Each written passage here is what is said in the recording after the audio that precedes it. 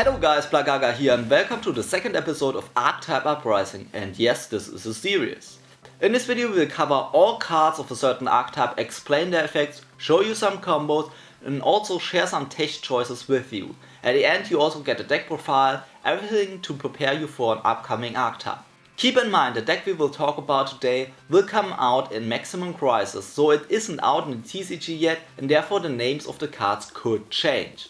In this episode, we will go on a journey under the sea to the mythic city of Radiance. Here we meet Spiral the Dragon, or should I say Spiral the Dragon of Mythic Radiance. As you can see, Spiral is a normal monster which is based on another Yu-Gi-Oh card, Spiral Serpent, which came out 10 years ago in Strike of Neos. And it turns out that he is much stronger than his older counterpart with increased attack and defense points of 0. Wow, and people always blame Konami for insane power creep in Yu-Gi-Oh! But seriously, what is this deck trying to do with a vanilla monster? We had some decks revolving around normal monsters in the past, and let me put it this way, it didn't turn out that well. In fact, Spiral is the only main deck monster of the archetype. The rest are equipped spell cards and some traps. Okay, I know what you're thinking now. How can this even work? Normal monsters, equipped spell cards, slow traps. This archetype is already bad. Let us give this deck at least a try. Let's go through all the 8 cards that the archetype has to offer to give you a clear picture. We already talked about the new Spiral and there's nothing more to say to him, after all he's a normal monster. So let us take a look at the equipped spells next. Spiral Hold of the Mythic Radiance Dragon, Spiral Wave of the Mythic Radiance Dragon and Spiral Crash of the Mythic Radiance Dragon. All of them can only be equipped to a normal monster and all of them have 3 similar effects. The first one is a power boost that the equipped monster gains. The second one is a condition that you have to fulfill so that you can summon Spiral from your hand, deck or graveyard. And the third one is your reward if you actually summon Spiral that way. Let's look at the power boosts first. Spiral Hold increases the attack of your monster by 500 points. Spiral Wave prevents your monster from being destroyed by battle at least once per turn. And Spiral Crash allows the equipped monster to deal piercing damage. So far so good. Next, the condition to summon Spiral from the hand, deck or grave. To pull this off, you have to destroy an opponent's monster by battle while your monster is equipped with Spiral Hold. Or just battle with Spiral Wave equipped, or deal battle damage while equipped to Spiral Crash. Spiral Wave seems to be the winner here because you only have to attack or at least be in a battle, but there's one downside that the other 2 don't share. It only happens at the end of the battle phase. Now to the last point, what do you gain if you pull this off? After you summon Spiral, all the equipped cards are immediately transferred to him and you get your reward. Spiral Hold inflicts 1000 damage to your opponent's Spiral Wave, discards 1 random card from your opponent's hand, and Spiral Crash changes the battle position of an opponent's monster. So after talking about their effects, which one is the strongest out of the equipped spells? The worst is definitely Spiral Crash. Dealing piercing is a mediocre effect and changing the battle position of an opponent's monster is not that useful, especially if you already attacked anyway and there's no other monster on the field left.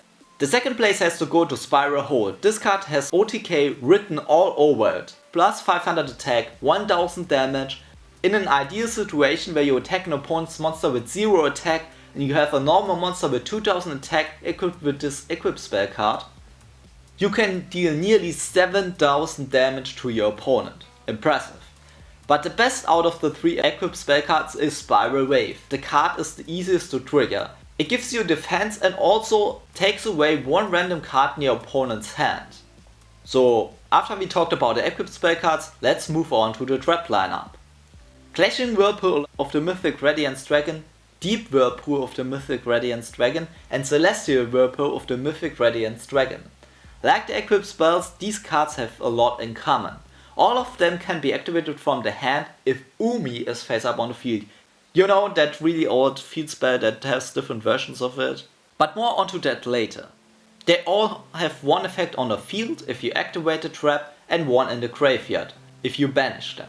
Clashing Whirlpool allows you to destroy 1 card your opponent controls but only if you control at least one normal monster and all monsters you control are normal monsters. Deep Whirlpool has the same activation requirement, but it negates the effects of non-face-up effect monsters and reduces its attack and defense by 1000. Celestial Whirlpool is a little bit different. You can only activate it if you control our friend Spiral. Target him to activate this card, and if he destroys 3 opponent's monsters while equipped with 3 different Mythic Radiance equip spell cards, you win the game. So let me summarize this. Summon Spiral, activate this trap, equip him with 3 different equipped spell cards, destroy 3 opponent's monsters, you win the game. It's way too situational, and wanna know how often I won with this effect while playtesting this deck? 0 times. Yes, never got it. The main problem with this win condition is that before you actually achieve the requirement, you already finish your opponent off. As I told you earlier, the deck can inflict a ton of damage in one turn. Your opponent doesn't survive that long. So in the end, it's just a very situational win condition for a future video game achievement. That's it. Now we have to talk about the graveyard effects of the trap cards. Clashing Whirlpool allows you to banish itself from the graveyard to equip all Mythic Radiance equip spell cards you control to an appropriate target. Deep Whirlpool does a very similar thing, allowing you to banish it to equip one Mythic Radiance equip spell card from your hand or grave to one of your normal monsters. And this time even Celestial Whirlpool fits into the scheme. You can banish it instead of destroying one or more of your normal monsters by battle or card effect. So how good are these traps? Which trap is the best and which one is the worst? The worst is definitely Celestial Whirlpool. The graveyard effect is nice, but outside that the card is just awful. Number 2 goes to Clashing Whirlpool, a much better card. Even though Clashing Whirlpool's graveyard effect is the weakest out of all of them, it's not completely useless. The field effect is very useful. It's always good to have removal options, even if they target. But the crown goes to Deep Whirlpool. Negating an annoying monster effect is good, reducing its stats is even better, and it comes with the benefit to activate a card even during the damage step. Haha, opponent, you didn't see that one coming, didn't you? Even the graveyard effect is not bad. Being able to equip a spiral wave from your graveyard to a monster that is attacked by your opponent is dangerous. Summoning Spiral himself in the process, protecting your monster and taking away one card in your opponent's hand, all at the same time. But let's be honest, even after covering all cards, the deck is not good enough. After all, it's based around normal monsters and equip spell cards, a concept which never worked out in Yu-Gi-Oh! But there's one final hope for the deck, their field spell, Pacifist, City of Mythic Radiance. And you just have to understand how good this card really is. So what does it do? First, the card counts as Umi, which means that you can activate your traps from your hand even after adding them to your hand. And how do you search them? Well, Pacifist also has a solution for this problem. Every time a normal monster is summoned to your side on the field, you can search your deck for a Mythic Radiance card. All the 3 traps and equip spells included. Again, you can even activate those traps from your hand immediately. And the card does even more. Every time your opponent activates a card effect while you control no token, you can summon one with 2000 attack and defense. The best thing, this triggers the search effect, so the card combos with itself, allowing you to search a trap during your opponent's turn that you can activate immediately from your hand, or during your opponent's turn, searching an equip spell card to equip to your normal monster or even to the token. If you still didn't understand how good this card is, let me put it this way. This card makes +2 every single turn, during either player's turn. Go ahead, name me a card that does the same thing. Of course, this card has to come with a downside, otherwise we would see Mythic Radiance Zodiacs as the best deck in the OCG right now. And the downside effect is huge. If you summon a token, you cannot summon effect monsters for the rest of the turn. Which is sad, but it's logical to prevent abuse in other archetypes, besides Battle Foe and Ignites of course. Still, the card is very powerful. One last detail that I did mention before, the token effect is not once per turn, so if your opponent activates for example Dark Hole or Raigeki and destroys all your monsters including the token, the effect of the city will trigger and you get a new token, over and over again. I had some really funny online experience with this mechanic. So now that we covered all cards of the archetype, let's talk about some combos, and I'll be honest with you, there are none. The deck is pretty simple and straightforward. Just let me give you a quick example how to play the deck. First you want to open with pacifist and a normal monster, and if you don't, well, I don't want to use bad words on this channel. We are playing a children's card game after all. Let's just say you are in a bad position. That's why we run triple terraforming in this deck. You activate Pacifist, normal summon your vanilla 2000 attack beatstick and search for the best equipped spell cards. Obviously that depends on the situation.